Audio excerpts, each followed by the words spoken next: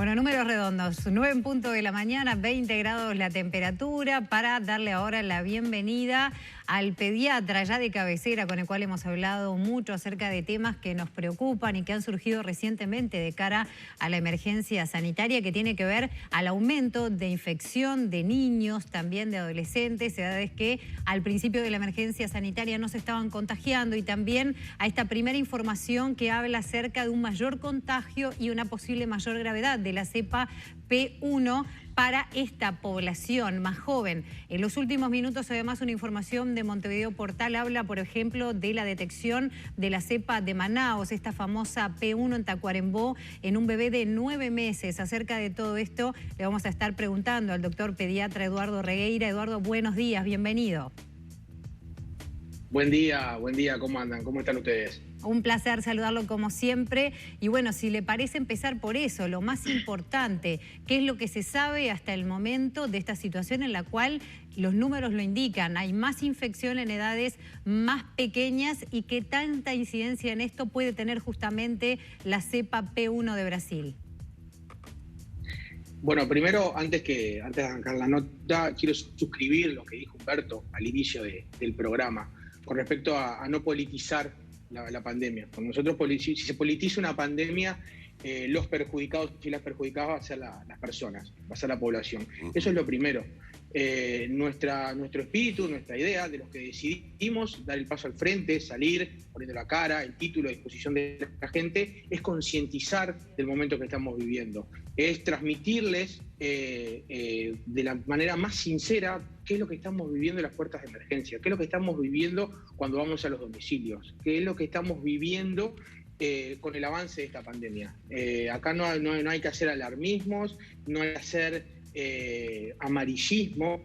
Me parece que lo que hay que hacer es transmitir la realidad. Y bueno, y en base a la primera pregunta que vos me hacías, Verónica, lo que está pasando y lo que ha pasado en los centros educativos y nuestra población pediátrica es el reflejo del avance de la pandemia. Han aumentado los casos, ¿no? Si uno se acuerda, si uno hace memoria, allá por enero, en este verano, tuvimos ese primer pico con un máximo de 1.000, 1.200 casos. Después se bajó hasta un piso de 350 casos aproximadamente, y después arrancó a subir hasta que esta semana estamos con más de 2.000 casos por día.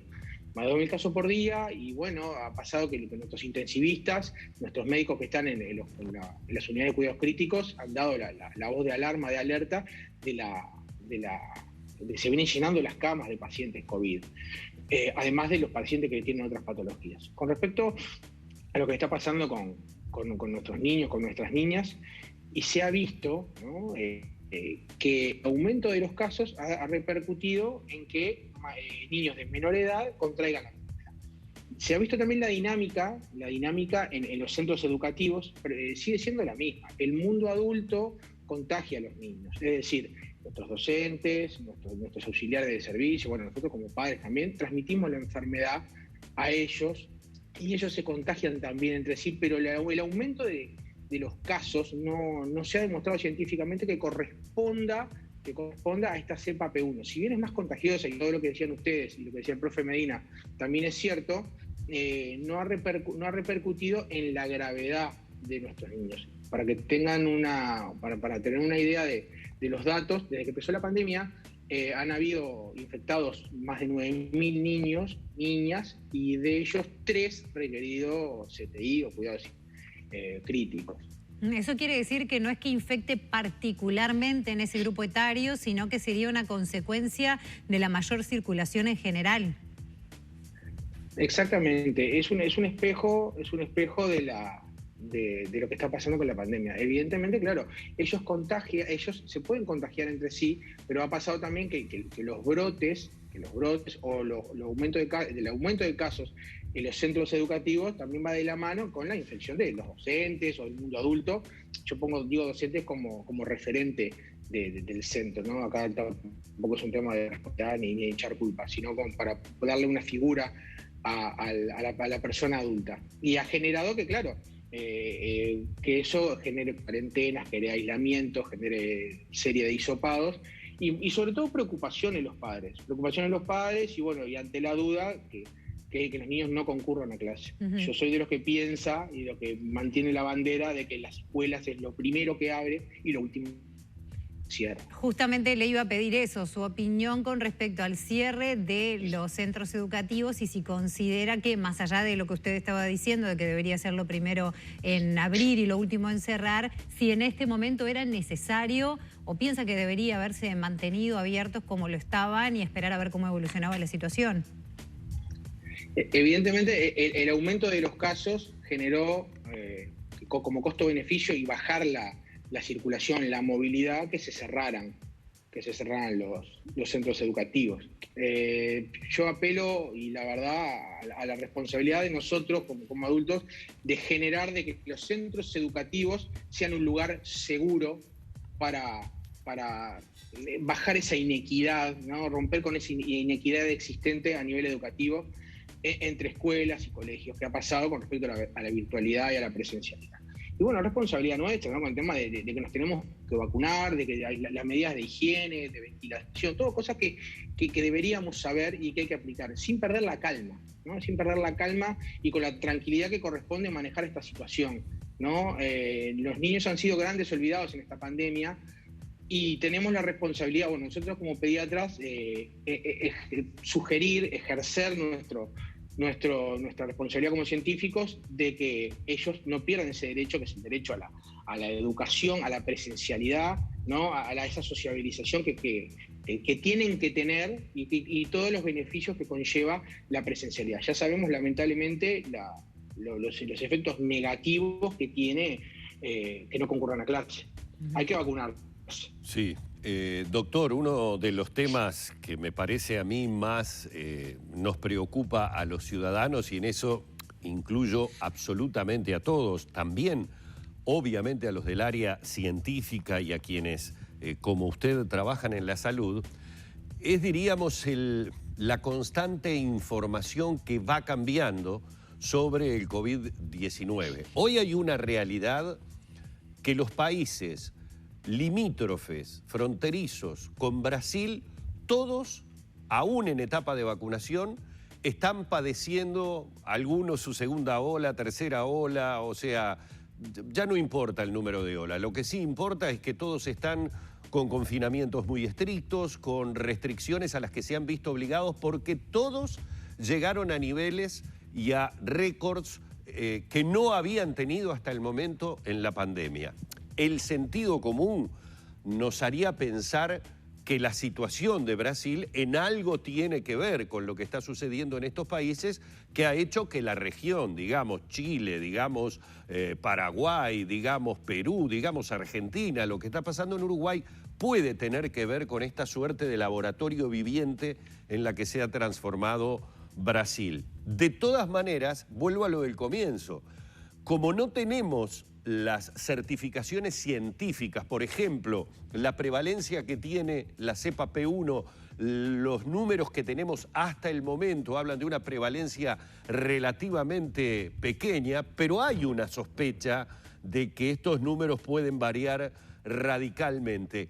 Esta situación de tantos cambios lleva a que haya que tomar más precauciones a veces, que después de repente hay que decir, bueno, esto finalmente no era como se pensó, no era como se decía, como decía recién Verónica, ¿no? Es decir, ¿el tema de los niños tiene que ver con el aumento de casos en general o realmente sabemos o no lo que la cepa P1 realiza o puede llegar a tener efecto en nuestros niños? Bueno, es un buen disparador esa pregunta, porque ahí cobra muchísima importancia el rol de nuestros científicos. Tenemos una cátedra de infectología del Uruguay muy activa, con Julio Medina a la cabeza y otros infectólogos que están constantemente en sus redes sociales actualizando los temas, actualizando el detalle que ustedes también ponían con respecto a la virulencia de esta cepa entre 15 y 29 años. Tenemos a pediatras, integrantes del grupo asesor honorario científico, en constante comunicación con virólogos, con infectólogos de Brasil, de Argentina, de Chile, de la región, bueno, ni que hablar nuestros virólogos y científicos que están en el laboratorio, que están constantemente monitoreando la situación de los cambios genómicos, ¿no? Del detalle puntual de este coronavirus e inmediatamente lo brindan a la población. Eso es una tranquilidad científica al momento de decir, bueno, a nosotros no nos va a llevar puesto nada que no sepamos que pase en Uruguay. Eso es lo primero. Y bueno, lo que vos me preguntás es ciencia en vivo. Vos fíjate que, imagínate al comienzo de la pandemia, ¿no? Allá por marzo de 2020, cuando nosotros recién empezamos a hablar y hablamos de qué es una pandemia, cuál es la definición de una pandemia, cómo se usa un tapabocas, qué tapabocas es necesario, distanciamiento físico. Subíamos los videitos de esas pelotitas azules que se iban tocando con esas pelotitas rojas y se iba poniendo todo rojo y hablábamos del contagio.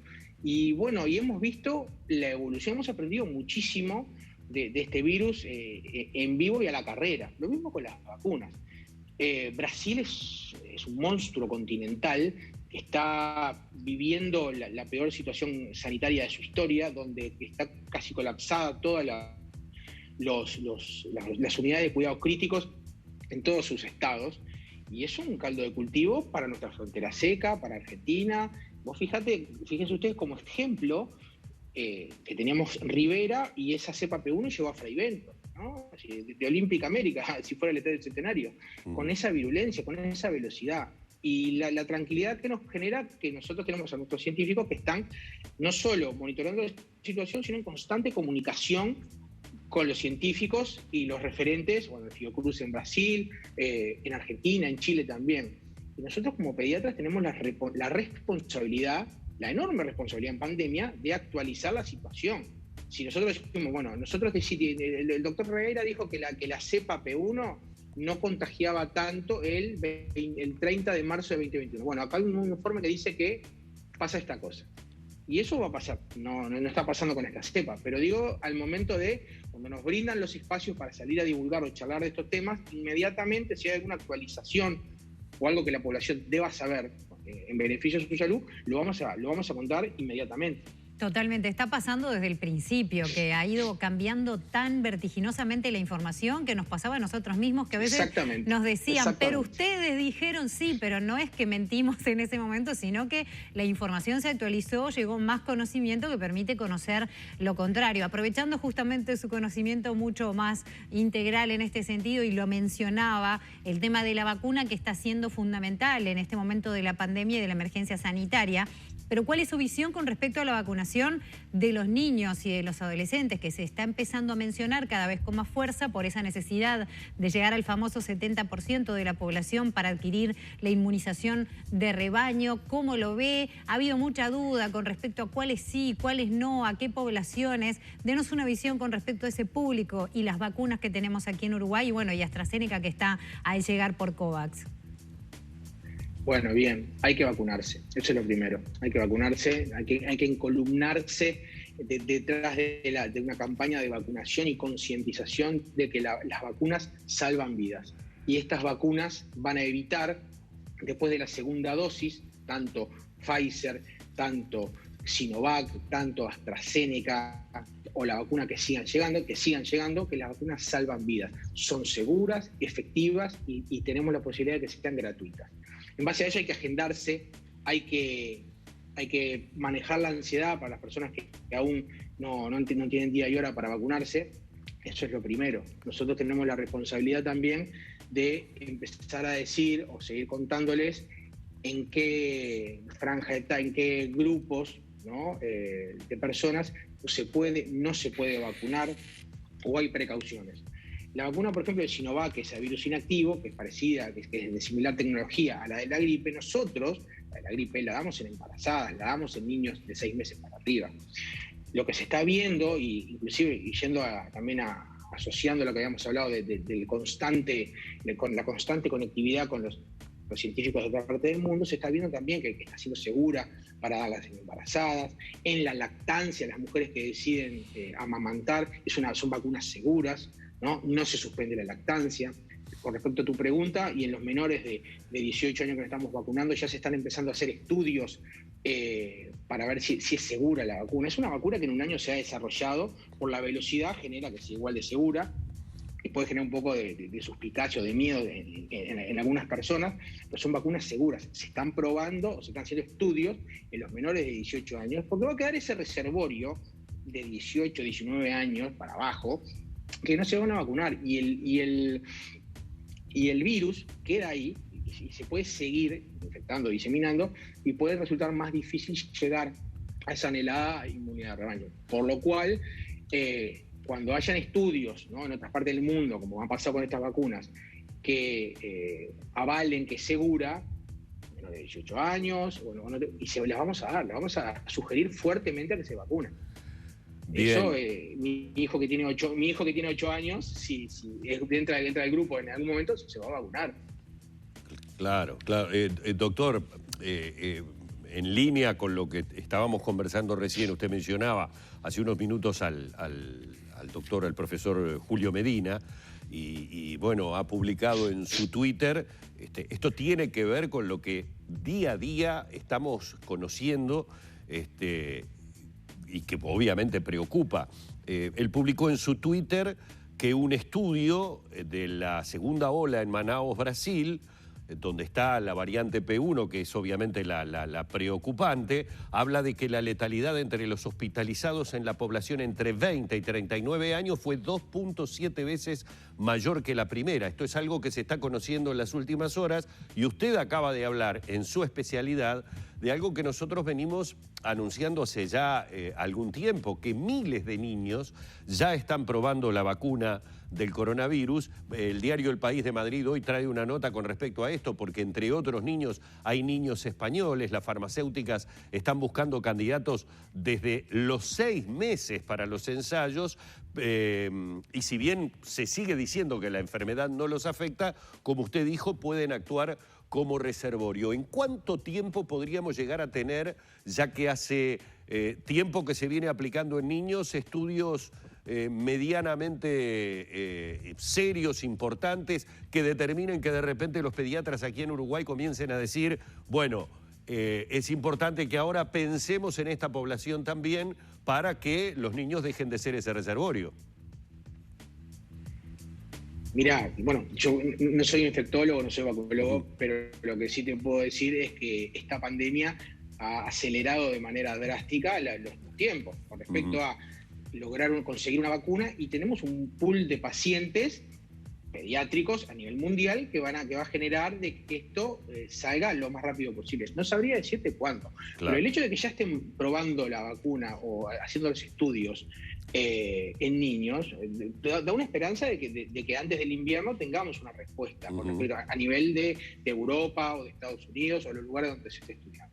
Y bueno, eso lo que vos decías es fundamental, ¿no? Tenemos infectólogos, tenemos especialistas en la materia, idóneos en la materia, también ponen su tiempo, su cara, su título de disposición, ¿no? Y en sus redes sociales, que después repercuten en los medios masivos, como es acá la televisión o la radio, que generan información al instante, y es lo que tiene este virus, es un constante aprendizaje. En base a estudios vamos generando evidencia científica para brindarle a la población el mejor tratamiento y las mejores recomendaciones. Chau, hay que vacunarse. O sea, ya sabemos que las vacunas evitan, después de las 2 dosis, y cuando genera la inmunidad, en un 100% que termines o en un CTI o en una tumba. Exactamente. Doctor, ha sido más que amable, como siempre, un placer haberlo tenido una vez más aquí en Arriba Gente, ¿eh? Yo les agradezco, y para terminar 2 segunditos, primero, el mensaje a la población, a la gente, a los que nos están viendo, es que estamos en un momento crítico, un momento muy crítico de una situación sanitaria histórica que ninguno nos habíamos preparado para vivirla. Las habíamos leído en libros y en cuentos, y todavía estamos asimilando la realidad. Entonces, por lo cual, nosotros como médicos, como profesional de la salud, salimos a los medios, lo que decidimos, ¿no? Tenemos esa decisión personal, poner la cara, el título, salir a divulgar y a concientizar y crean, ¿no?, que sinceramente a mostrarles cuál es nuestra situación. Cuando se paran nuestros intensivistas a decirles, bueno, miren que estamos llegando al límite, miren que... Y hay que creerles, porque sinceramente cuesta creer que gente piense que nosotros se politiza la situación. Eso por un lado. Reduzcan la movilidad al mínimo imprescindible, quédense en su burbuja, quédense en su círculo íntimo. vacúnense, por favor, y puntualmente mandarles a ustedes, a todos y cada uno de los integrantes de Canal 10, un abrazo enorme por la situación que están viviendo, por el fallecimiento de Sonsol. Digo esto porque siempre que fuimos, a menos que a mí me han invitado a diferentes programas a charlar, me han tratado con muchísimo respeto, con muchísimo cariño, honrando la profesión, con el tiempo, con el silencio, tanto en este programa, en la mañana, en Polémica y Alberto incluido. Así que no quería dejar pasar esta situación para mandarle un abrazo enorme a todos. Cuídense y bueno, a vacunarse y a cuidarse muchísimo. Muchísimas gracias, doctor. Un placer realmente y muy amable por su saludo, ni que hablar. Bueno, hemos dialogado una vez más aquí en La Mañana de Arriba Gente con el pediatra Eduardo Regueira.